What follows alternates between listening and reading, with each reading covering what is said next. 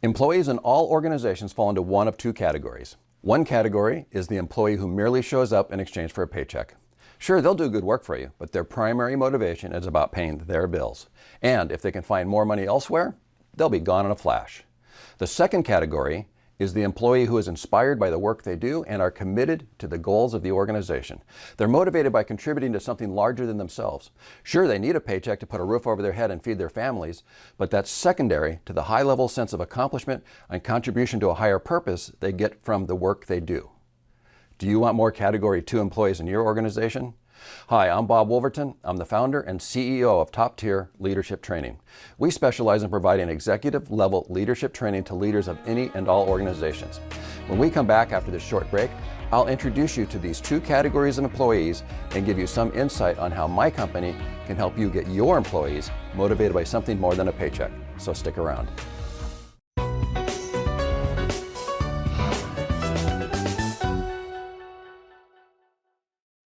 Today I want to share an allegory about the importance of having an aspirational vision statement. There are many versions out there in the universe of this allegory I'm about to share with you, so I have taken the best pieces from many different versions and blended them together to make the message more succinct and meaningful for you.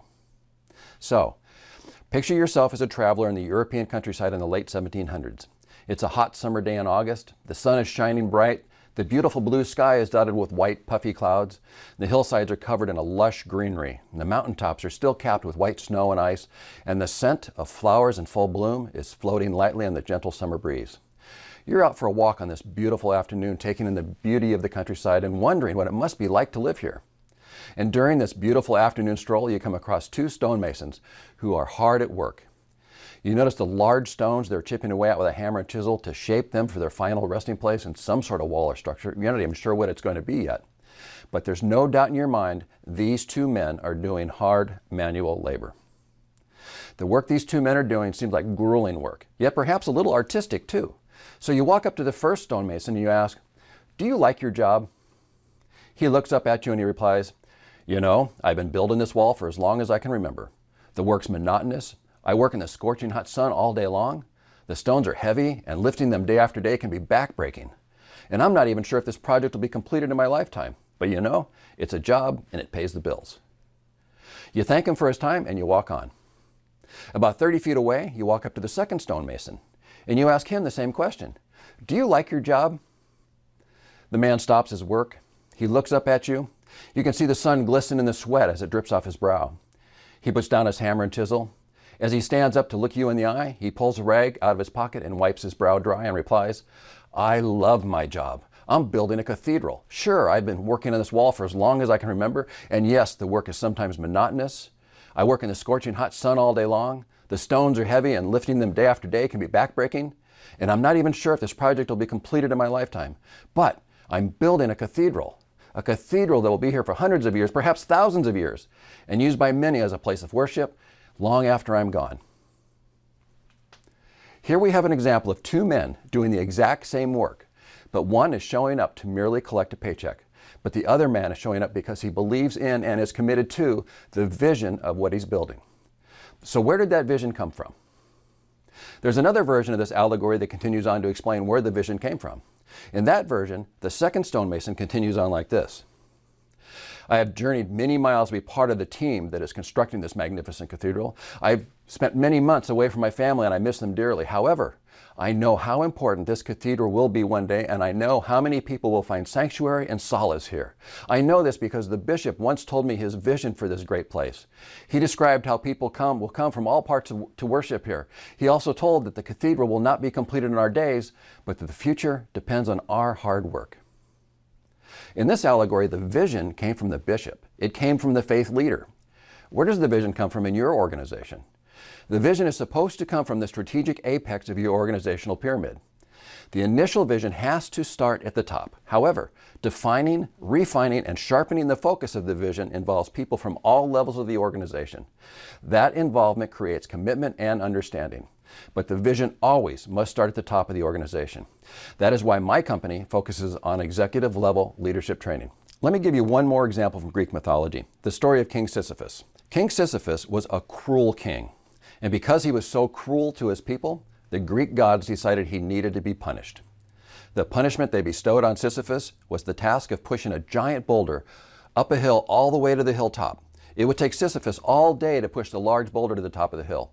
And once he spent the entire day straining, sweating, pushing, and grunting to get the boulder to the top, it would roll back down to the bottom of the hill, where Sisyphus would repeat this ritual for eternity. This was a task with no purpose, a grueling task that was the same thing day in and day out, a task where you'd rather be dead than subjected to this type of punishment. Are there employees in your organization who have a mundane task where they're only showing up for the paycheck? And absent the paycheck, they'd rather be dead than subjected to this mundane work? Could this be because your organization does not have a meaningful vision statement? Or could it be that those workers don't see the connection between their job or their task and how it connects to accomplishing the vision? There's another story about President Kennedy visiting the NASA Space Center in Florida during the 1960s. The story goes that President Kennedy walked up to one man who obviously worked at NASA and asked the man, "What do you do here?" The man proudly stood erect with his chest held high as he responded to the President of the United States and said, "I help put a man on the moon." The man who gave that proud reply, his job title at NASA was janitor. But as a janitor, he understood the connection between his task and vision accomplishment. He knew if he didn't take care of his piece of the puzzle, his little piece of the NASA machine of maintaining the facility, that his failure could impede the progress of putting a man on the moon. He knew although his function was different, as part of the NASA machine, it was just as important as the man who pushes the launch button or the men and women who sit at the pointy end of the rocket. A business organization is like the inner workings of a clock. There are many wheels, cogs, and springs all doing distinctly different roles towards mission accomplishment, which is to display the time of day. But if any one of those wheels, cogs, or springs fails to do its job, the whole machine comes to a grinding halt. And your organization is the same way. While it may not come to a grinding halt, if one wheel, cog, or spring isn't doing its job properly, your organization will not run as effectively or efficiently as it could. That's where my company can help. We provide training in executive level leadership where the vision starts at the top of the strategic apex of your organization, and we provide training on how to ensure everyone in the organization knows the vision and is committed to their role in vision accomplishment. And what that means to you is this connection will breathe new life into your organization, and your employees will be more committed than ever. Your employees will be like the second stonemason and inspired by your new vision. And when they understand their role in making the vision come true and what steps they are accountable for achieving, they will be more motivated and committed to accomplishing the vision, just like the second stonemason. And there's good news. If you're not the CEO and your CEO is not on board to make these changes in your organization, I have two alternatives you can do to make your organization better. Option number one, remember this information for the day you are in charge and have the authority to make these types of changes. I've seen this happen in one industry where the CEOs were unwilling to make revolutionary changes. Those people wanting to make the change remembered the information until they were in charge, and now today, those revolutionary changes of the past are the new norm. And option number two, you can do this from the divisional level and even from the team level. Whether you're leading a division or leading a team, figure out the why you do what you do. If you're a leader, you're supposed to be leading towards something. Give your people a vision they can believe in, so instead of merely showing up for a paycheck, they'll be inspired like the second stonemason. If you'd like to explore what my company can do for you and your organization, give me a call. I'm Bob Woolverton. I'm the founder and CEO of Top Tier Leadership Training. We specialize in teaching executive level leadership so organizations of all sizes can achieve phenomenal success. Call me or send me an email and let's have a discussion to find out if our executive leadership program is right for your organization.